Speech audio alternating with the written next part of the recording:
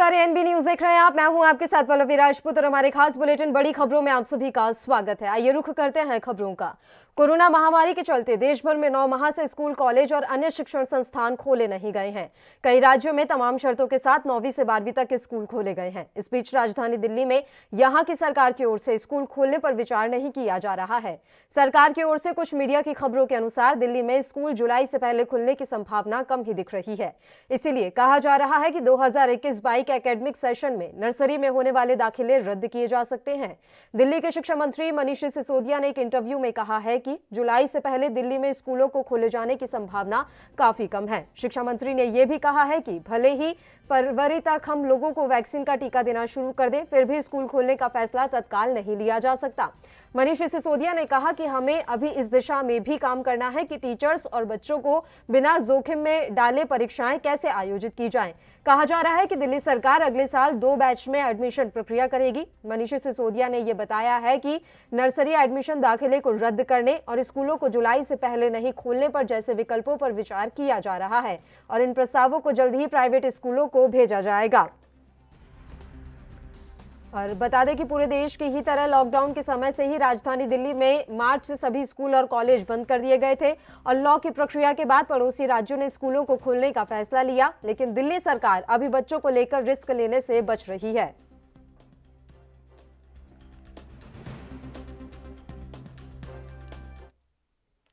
और इस खबर पर तमाम जानकारी के साथ दिल्ली से हमारे संवाददाता राजीव तिवारी इस समय लाइव जुड़ गए हैं। राजीव, पूरी जानकारी आपसे चाहेंगे। ऐसा बताया जा रहा है कि दिल्ली सरकार फिलहाल अगले साल जुलाई तक स्कूलों को ना खोलने पर विचार कर रही है। कितनी सच्चाई है इन रिपोर्ट्स में?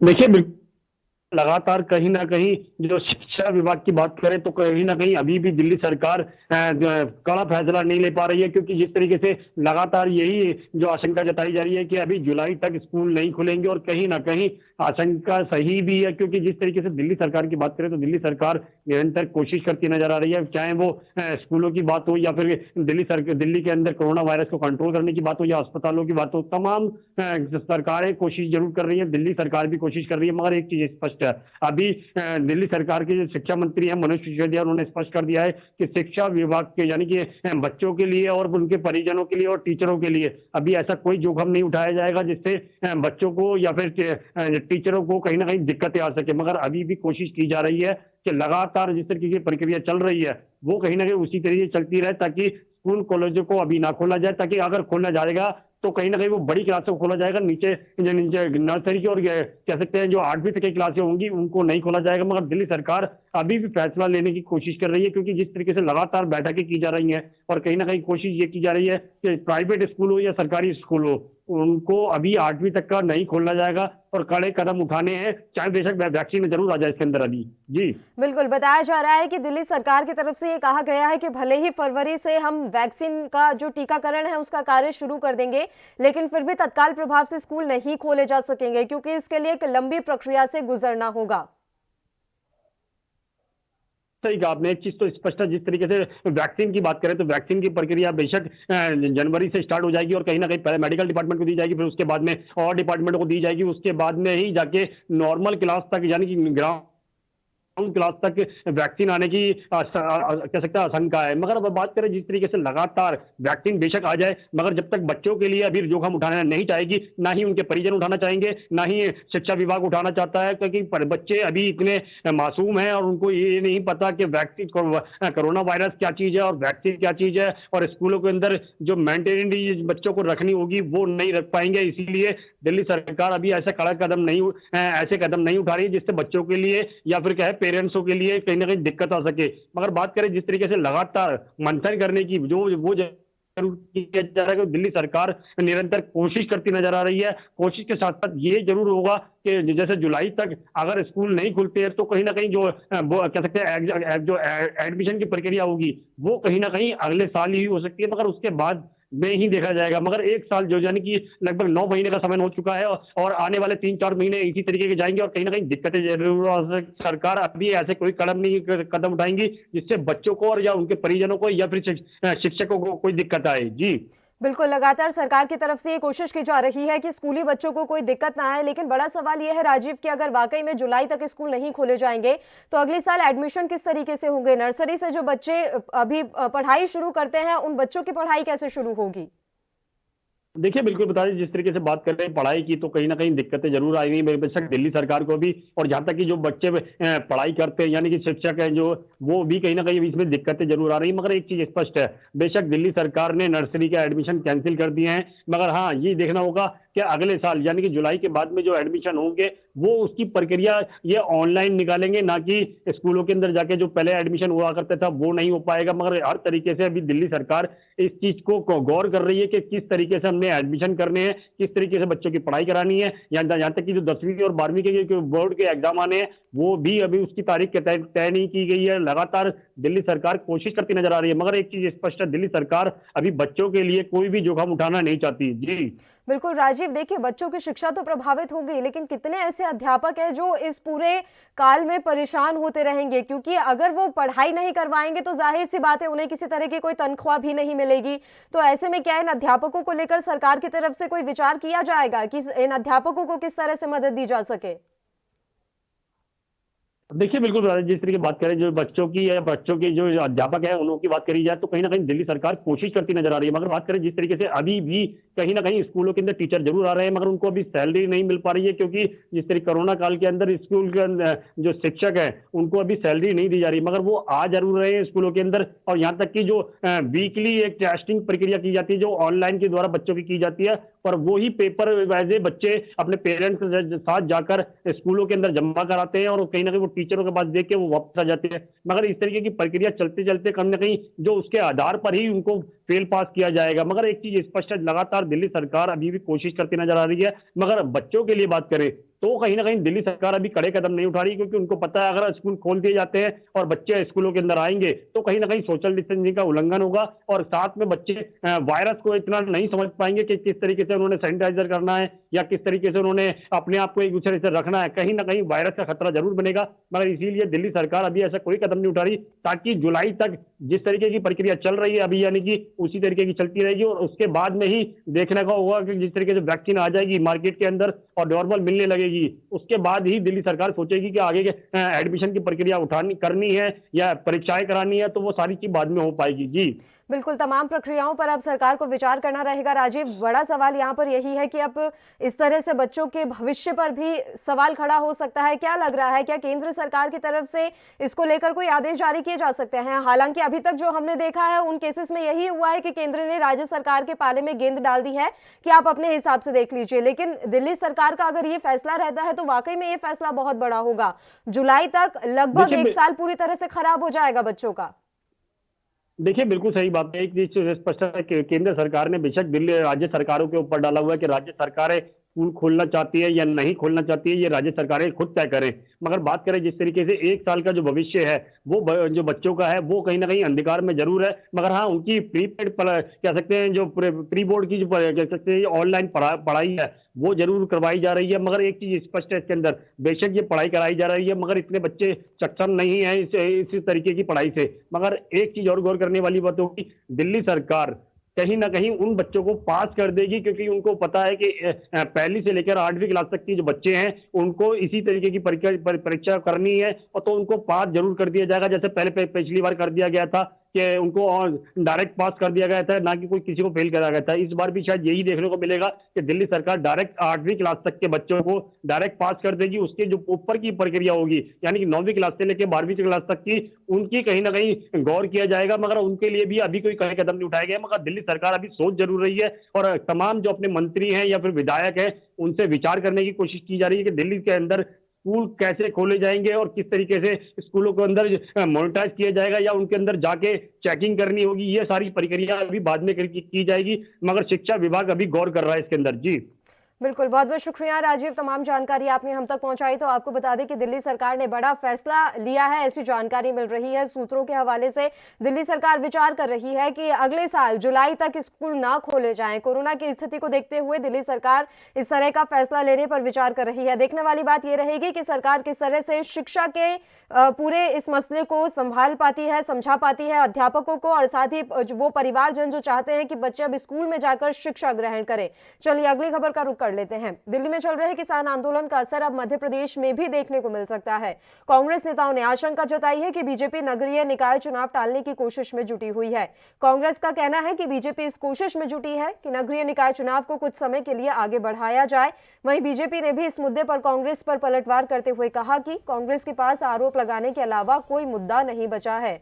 कांग्रेस नेता चंद्रप्रभाष शेखर और पूर्व मंत्री राजकुमार पटेल ने शिवराज सरकार पर आरोप लगाते हुए कहा कि नए कृषि कानून को लेकर किसानों में आक्रोश है। वहीं पेट्रोल डीजल के बढ़ते दाम, गैस सिलेंडर का महंगा होना, बिजली के बढ़े हुए दामों से जनता में नाराजगी है। कांग्रेस लगातार जनता की आवाज उठा रही है, इसलिए सरकार चुनाव टालने की कोशिशें कर रही है। दरअसल नगरीय निकाय चुनाव 2020 में होने थे, लेकिन कोरोना के चलते निकाय चुनाव 1 साल के लिए टाल दिए गए। उपचुनाव के बाद निकाय चुनाव की प्रक्रिया एक बार फिर शुरू हो गई।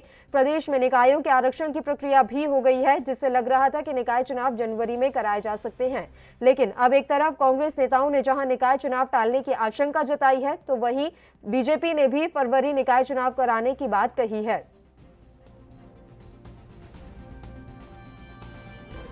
तो ये बड़ी खबर और अहम जानकारी मध्य प्रदेश से एएनबी न्यूज आप तक पहुंचा रहा है। दिल्ली में चल रहे किसान आंदोलन का असर अब मध्य प्रदेश में भी देखने को मिल सकता है। कांग्रेस नेताओं ने आशंका जताई है कि बीजेपी नगरीय निकाय चुनाव टालने की कोशिश में जुटी हुई है।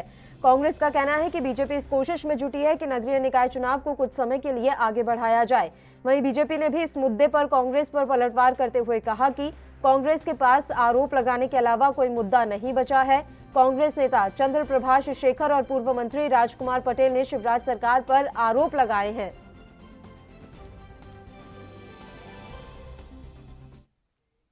और इस खबर पर तमाम जानकारी के साथ मध्य प्रदेश से हमारे संवाददाता शैलेंद्र पारशर इस समय लाइव जुड़े हुए हैं। शैलेंद्र, आपसे पूरी जानकारी चाहेंगे। निकाय चुनावों को लेकर कांग्रेस को ये लग रहा है कि हो सकता है कि बीजेपी निकाय चुनावों को आने वाले समय के लिए टाल दे। क्या वाकई में ये शंकाएं अभी सही होती हुई नजर आ रही हैं? जी बिल्कुल, पहले भी बता दूंगा कि लगातार जिस तरह से कांग्रेस मुद्दा उठाती नजर आ रही है और मध्य प्रदेश में आरक्षण सूची भी जारी हो गई और इसके बाद निकाय चुनाव की भी चुनाव आयोग घोषणा करने की तैयारी भी कर ली है। तो अगर दूसरे पहलू पे हम यहाँ बात करें तो कांग्रेस द्वारा जिस तरह से आरोप लगाया जा रहा है निकाय चुनाव बीजेपी द्वारा टालने की बात सामने आ रही है, तो लगातार सीएम शिवराज सिंह चौहान यहाँ पर मंत्रिमंडल की कैबिनेट बैठक ले रहे हैं और तमाम विभाग की समीक्षा बैठक कर रहे हैं और मुद्दों पर जिन मुद्दों पर कांग्रेस घेरती नजर आ रही है उन मुद्दों को पुख्ता और उनकी समीक्षा को लेकर तमाम यहाँ प्रतिक्रिया सामने आ रही है। लेकिन यहाँ पल्लवी अगर दूसरे पहलू पे हम बात करें तो यहाँ पर कांग्रेस द्वारा जिस तरह निकाय चुनाव को टालने की बात सामने आ रही है, तो यहाँ बीजेपी की ओर से कोई प्रतिक्रिया सामने नहीं आई है और ऐसा कोई भी कदम नहीं रखा गया है कि जिसके चलते निकाय चुनाव में देरी या विलंब की बात सामने हो चुकी। काफी समय चुनाव में यह चुनाव पिछले वर्ष होने थे, लेकिन यहाँ पर लॉकडाउन के चलते कोरोना काल में चुनाव डिले हुए हैं और वर्तमान स्थिति में चुनाव आयोग यहाँ पर निश्चित ही यहाँ चुनाव के लिए परिपक्व तरीके से तैयार है और आरक्षण सूची की जारी के बाद यहाँ कुछ ही समय बाद जल्दी यहाँ घोषणा भी हो जाएगी। बिल्कुल, तो कांग्रेस को ऐसी संभावनाएं क्यों लग रही है कि हो सकता है आने वाले समय के लिए निकाय चुनावों को टाल दिया जाए? कांग्रेस ये आरोप लगा रही है कि भारतीय जनता पार्टी जनता की नाराजगी से बचना चाहती है। ये कहा जा रहा है कि जिस तरह से अभी कृषि के कानूनों को लेकर जो बवाल मचा हुआ है, तो भारतीय जनता पार्टी को डर है कि इस बवाल के कारण वो चुनाव न हार जाए। देखिए पल्लवी, साफ तौर पे कृषि केंद्रीय मंत्री नरेंद्र सिंह तोमर मध्य प्रदेश के हैं और साथ ही साथ अगर कृषि कानून को लेकर जिस तरह से लंबे समय से किसान आंदोलन दिल्ली में जारी है, बॉर्डर पे आंदोलन की अगर बात करें तो मध्य प्रदेश में दूर दूर तक किसान आंदोलन नजर नहीं आ रहा। तो इस बार मध्य प्रदेश में तमाम ऐसी योजना थी जो कांग्रेस काल के बाद इन योजनाओं को कांग्रेस काल में बीजेपी कई योजनाओं को बंद कर दिया गया। उन योजनाओं पर उपचुनाव बीजेपी के जीतने के बाद इन योजनाओं को किया जा रहा है। और समीक्षा अगर बैठक की बात करें, साथ साथ में मंत्रिमंडल विस्तार की बात करें, तो यहाँ पर तमाम ऐसे मंत्री हैं जो यहाँ दावेदारी पेश करते नजर आ रहे हैं। तो साफ तौर पे तमाम पहलुओं पे अगर गौर करते हैं पल्लवी, तो साफ है कि चुनाव में मंत्रिमंडल कैबिनेट विस्तार भी अभी बाकी है। और चुनाव, नगरीय निकाय चुनाव के लिए कांग्रेस को निश्चित ही बड़ी चुनौती होगी, क्योंकि 29 विधायक कांग्रेस के बीजेपी में शामिल हुए थे और उपचुनाव की घोषणा के बाद जीते भी। और यहाँ चंबल क्षेत्र और बुंदेलखंड क्षेत्र की हम बात करें तो यहाँ बिल्कुल शैलेंद्र, लगातार आप हमारे साथ जुड़े रहिए और हम आपको ये जानकारी दे दें कि लगातार मध्य प्रदेश में कांग्रेस जो है भारतीय जनता पार्टी पर हमलावर है और ये आरोप अब लगाए जा रहे हैं कि निकाय चुनावों को टालने की कोशिश बीजेपी की तरफ से की जा रही है। बुलेटिन में एक छोटे से ब्रेक के लिए रुक रहे हैं, फौरन हाजिर होंगे।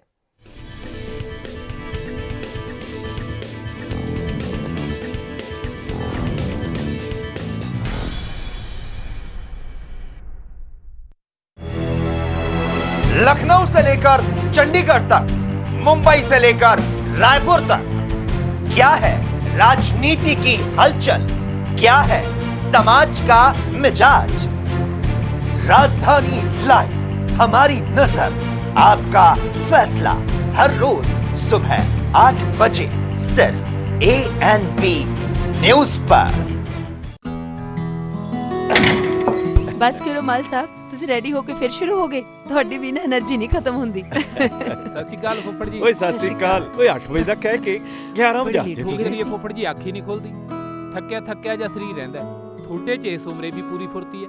ਓਏ ਮੇਰੀ ਫੁਰਤੀ ਦਾ ਰਾਜ਼ ਹੈ ਵੈਦਵਾਨ ਦਾ X+ ਮਰਦਾਨਾ ਕੋਰਸ ਤੇ ਪਿਛਲੇ 30 ਵਰਿਆਂ ਤੋਂ ਇਹੀ ਹੈ ਮੇਰੀ ਸਿਹਤ ਦਾ ਰਾਜ਼। ਇਮਿਊਨਿਟੀ ਵਧਾਉਣ ਦੇ ਨਾਲ ਮਰਦਾਨਾ ਤਾਕਤ ਲਈ ਇਹੀ ਰਾਮਬਾਣ। ਚੁਸਤੀ ਫੁਰਤੀ ਤੇ ਜੋਸ਼ ਵਧਾਉਣ ਲਈ ਤੁਸੀਂ ਵੀ ਅੱਜ ਹੀ ਸ਼ੁਰੂ ਕਰੋ X+ ਮਰਦਾਨਾ ਕੋਰਸ।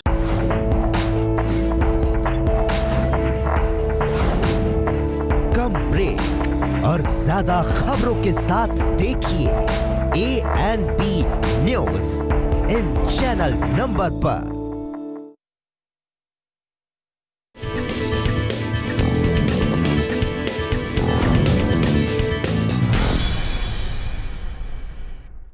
ब्रेक के बाद एक बार फिर से आप सभी का स्वागत है। ब्रेक पर जाने से पहले हम मध्य प्रदेश के बारे में बात कर रहे थे, जहां नगरीय निकाय चुनावों को लेकर इस समय बहस छिड़ी हुई है। भारतीय जनता पार्टी और कांग्रेस आमने सामने हैं और लगातार एक दूसरे पर आरोप लगाए जा रहे हैं। शैलेंद्र, कांग्रेस ने आरोप लगाया है कि मध्य प्रदेश की जनता परेशान है और गुस्सा है और उसका कारण यह है कि बिजली के दाम बढ़े हुए हैं, इसके अलावा पेट्रोल डीजल के दाम बढ़े हुए हैं और इसके अलावा रसोई गैस के भी दाम बढ़े हुए हैं। लेकिन बात पेट्रोल डीजल की करें तो सेस हटा दिया गया है, तो अब अपने आप मध्य प्रदेश में पेट्रोल डीजल के दामों में कमी आ जाएगी। बिजली के बढ़े हुए दाम और रसोई गैस के बढ़े हुए दाम क्या वाकई में असर डालेंगे? जी बिल्कुल पल्लवी, मध्य प्रदेश के ऊपर 2.5 लाख करोड़ से ऊपर का खर्चा है और साथ साथ में योजनाओं को पलीता लगाने वाले जिम्मेदार जिस तरह से अधिकारियों के कई मामले सामने आ रहे थे। और ट्रांसपोर्ट उद्योग की बात करें तो कांग्रेस काल में लगातार ट्रांसपोर्ट उद्योग हुए, ताबड़तोड़ ट्रांसफर हुए और तमाम योजनाओं को यहाँ पर बंद भी कर दिया गया था। और दूसरे पहलू पर अगर पहले बात करें तो बढ़े हुए दाम, जिस तरह से मध्य प्रदेश में डीजल और पेट्रोल के दाम पर CM शिवराज सिंह चौहान की कैबिनेट बैठक पे यह फैसला भी लिया गया कि क्रय मूल और विक्रय मूल दोनों में, यहाँ पर जो विक्रय मूल पे 1 पैसे की यहाँ छूट दी गई है और विक्रय कर जो कि उपकर के नाम से भी जाना जाता है, उस कर को भी कम करने की बात की गई है। तो यह साफ है पल्लवी की लगातार पेट्रोल डीजल के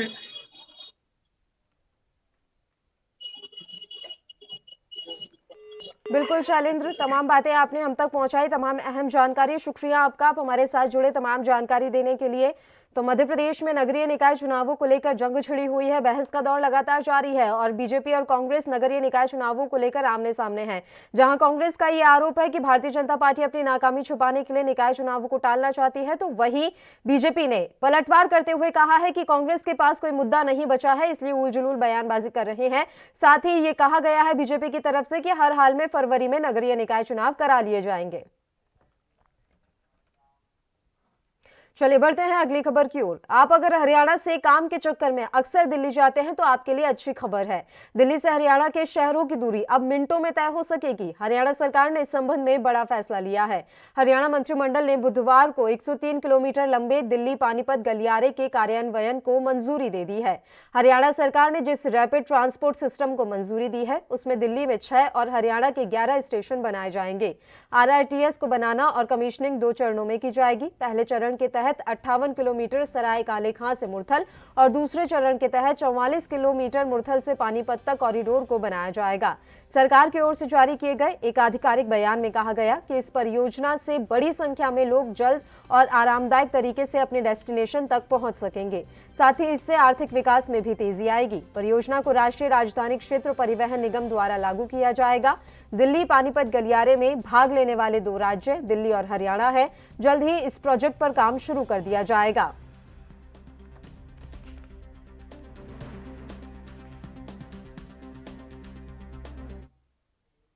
और इस खबर पर तमाम जानकारी के साथ अभिषेक इस समय हमारे साथ फोन लाइन पर जुड़ गए हैं। सीधा उन्हीं का रुख कर लेते हैं। अभिषेक, आपसे जानकारी चाहेंगे, दिल्ली से हरियाणा के शहरों की दूरी अब मिनटों में तय हो सकेगी। बड़ा फैसला हरियाणा सरकार की तरफ से लिया गया है। इस फैसले को लेकर क्या कुछ जानकारी है आपके पास?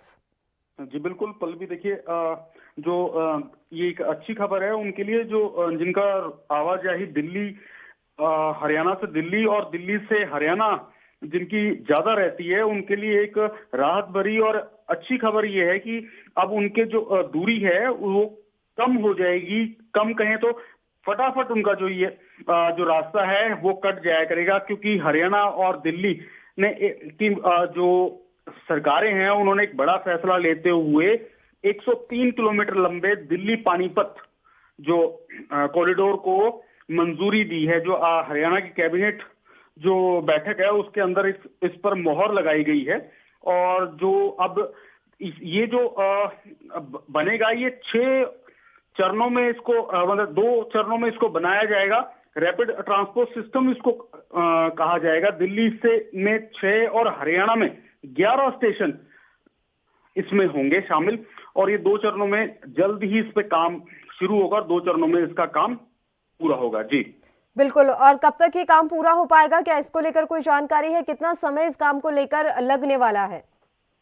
देखिए, इसमें 2 स्टेट का मामला है। इसमें कब जल्द ही काम शुरू होने की संभावना है, ये जरूर ऐसे जानकारी मिली है कि जल्द ही इस पर काम शुरू हो जाएगा। लेकिन अभी इसका टाइम जो है कि कब तक ये पूरा हो जाएगा वो निश्चित नहीं किया गया। वो जल्द ही उसके बारे में भी जानकारी सरकार की ओर से दी जाएगी। जी अभिषेक, क्या इस कॉरिडोर से आर्थिक विकास में भी तेजी आएगी? बिल्कुल, ये कहा जा सकता है साफ तौर पर कि आर्थिक विकास जो भी कॉरिडोर बनता है उसके आसपास का जो एरिया होता है वो डेवलपमेंट उसमें बड़ी तेजी से होता है। इंडस्ट्रीज का झुकाव उस तरफ होता है, ताकि क्योंकि अगर रास्ता सुगम और राष्ट्रीय राजधानी से जुड़ा हो तो उसमें स्वाभाविक है कि इंडस्ट्रीज का जो रुझान है उस एरिया की तरफ ज्यादा रहता है। जी बिल्कुल। बताया जा रहा है कि राष्ट्रीय राजधानी क्षेत्र परिवहन निगम द्वारा इस पूरे परियोजना को लेकर जो खाका है वो तैयार किया जाएगा। तो यानी कि कहीं ना कहीं दिल्ली सरकार की पूरी इसमें सहायता रहेगी, क्योंकि दोनों राज्यों से जुड़ा हुआ ये मसला है। तो दिल्ली इसमें कितनी मदद कर पाएगी? अगर आर्थिक सहायता की बात करें तो क्या दोनों राज्य इसमें बिल्कुल आर्थिक सहायता की भागीदारी करेंगे? जी देखिए, दिल्ली जोड़ने वाली जो बात है दिल्ली तक, क्योंकि ये बॉर्डर तक जुड़ेगा तो इसमें ये है कि ज्यादा जो रहेगा वो हरियाणा का योगदान रहेगा। दिल्ली का इसमें कितना इन्वेस्टमेंट या ये इसकी अभी जानकारी पूर्ण रूप से नहीं है, लेकिन क्योंकि ज्यादातर जो हिस्सा है दिल्ली बॉर्डर से अगर माना जाए तो दिल्ली बॉर्डर से सारा का सारा जो हिस्सा है वो हरियाणा का है। उसमें यही साफ तौर पे कहा गया कि पहले चरण में के तहत जो है 58 किलोमीटर जो कि सराय काले खां से मुरथल, और दूसरे चरण में के तहत 44 किलोमीटर जो कि मुरथल से पानीपत तक ये कॉरिडोर बनाया जाना है। जी बिल्कुल, शुक्रिया अभिषेक, तमाम जानकारी आपने हम तक पहुंचाई। तो आपको बता दें ये अहम जानकारी आप लोगों के लिए है। अगर आप हरियाणा से दिल्ली रोजाना आते जाते हैं तो ये बड़ी जानकारी और सुविधापूर्ण जानकारी आपके लिए है। हरियाणा सरकार ने बड़ा फैसला ले लिया है। दिल्ली से हरियाणा के शहरों की दूरी अब मिनटों में तय हो सकेगी। हरियाणा सरकार ने इस संबंध में बड़ा फैसला लिया है। हरियाणा मंत्रिमंडल ने बुधवार को 103 किलोमीटर लंबे दिल्ली पानीपत गलियारे के कार्यान्वयन को मंजूरी दे दी है। हरियाणा सरकार ने जिस रैपिड ट्रांसपोर्ट सिस्टम को मंजूरी दी है उसमें दिल्ली में 6 और हरियाणा के 11 स्टेशन बनाए जाएंगे। RRTS को बनाना और कमीशनिंग 2 चरणों में की जाएगी। पहले चरण के तहत 58 किलोमीटर सरायकाले खां से मुरथल और दूसरे चरण के तहत 44 किलोमीटर मुरथल से पानीपत तक के लिए ये कॉरिडोर तैयार किया जाएगा। और एक और जानकारी हम आपको दे दें कि सरकार की ओर से जो बयान जारी किया गया है उसके मुताबिक इस परियोजना से बड़ी संख्या में लोग जल्द और आरामदायक तरीके से अपने डेस्टिनेशन तक पहुंच सकेंगे। इसके साथ ही आर्थिक विकास में भी तेजी आएगी। परियोजना को राष्ट्रीय राजधानी क्षेत्र परिवहन निगम द्वारा लागू किया जाएगा। दिल्ली पानीपत गलियारे में भाग लेने वाले 2 राज्य दिल्ली और हरियाणा है। जल्द ही इस प्रोजेक्ट पर काम शुरू कर दिया जाएगा।